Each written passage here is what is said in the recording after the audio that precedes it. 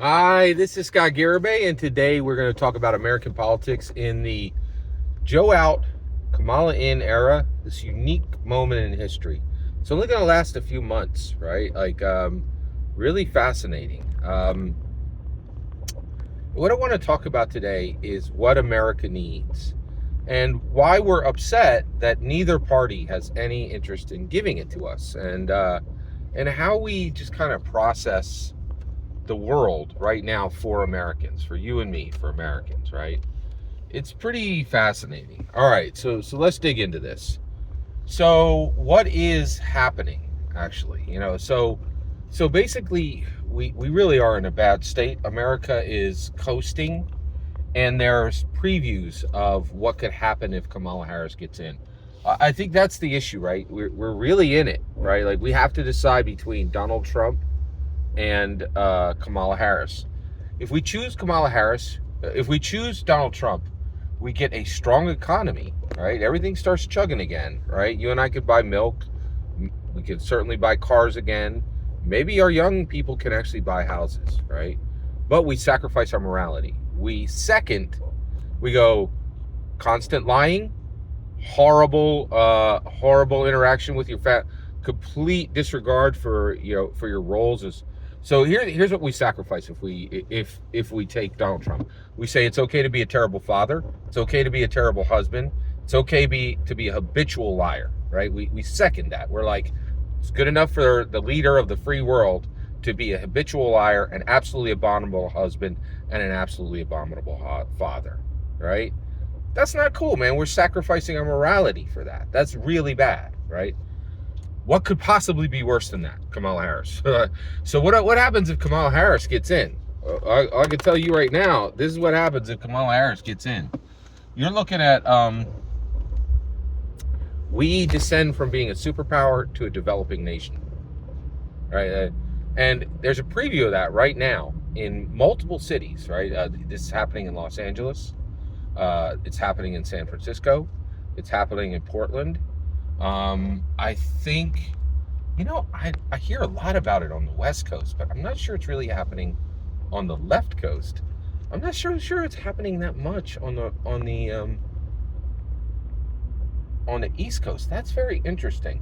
But these shanty towns, right? Like literally 1,000, 10,000, 100,000 people sleeping on the ground with no guarantee of putting a single bite of food in their mouths that day, right? Living with no money, living on a barter system, right? Just abominable. And it's shameful that would happen in America, right?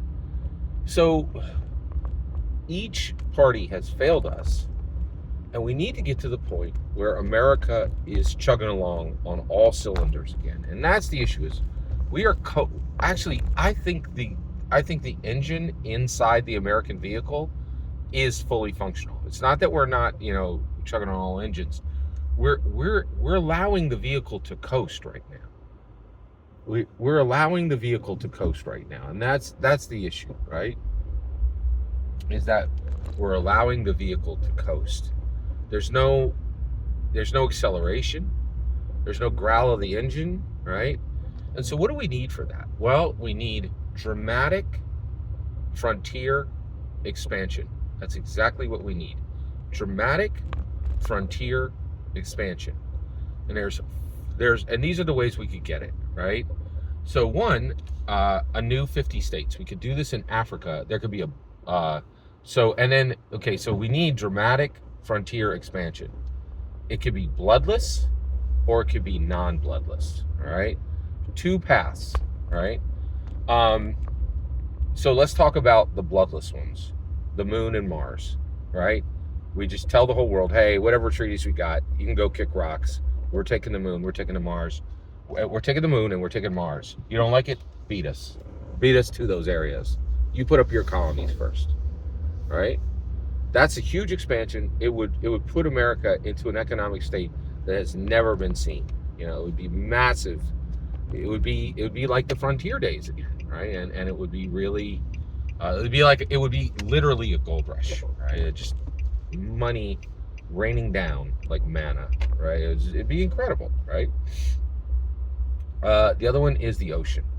We could say, hey, we're taking the Atlantic or the Pacific. We're taking the whole thing. It's ours, right? Like, and not just to not just to go across in ships, but we're literally going to build entire states on the ocean, right? Oh, and by the way, they might float.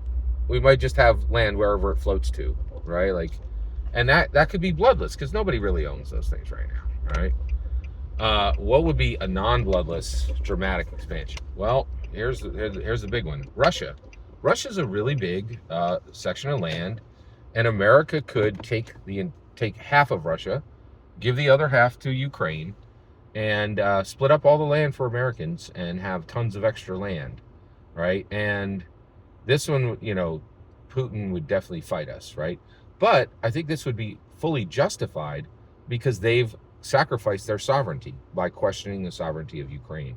And I think, and what is nice is we have reached a point, like Ukraine invaded Russia and the whole world was like, yep, no problem. That's fine. That's a completely justified invasion of land, right? And nobody said boo, right? They were like, that's completely fine. Vladimir Putin's been murdering your people for a year and a half. You do you. Invasion is fine. Seconded, right? Like it's like, and that's new. That is really new. Having this situation where we're like, yeah, that invasion of that land is perfectly. We've never had that before in modern times where everybody's like, that's a completely justified invasion of land, right?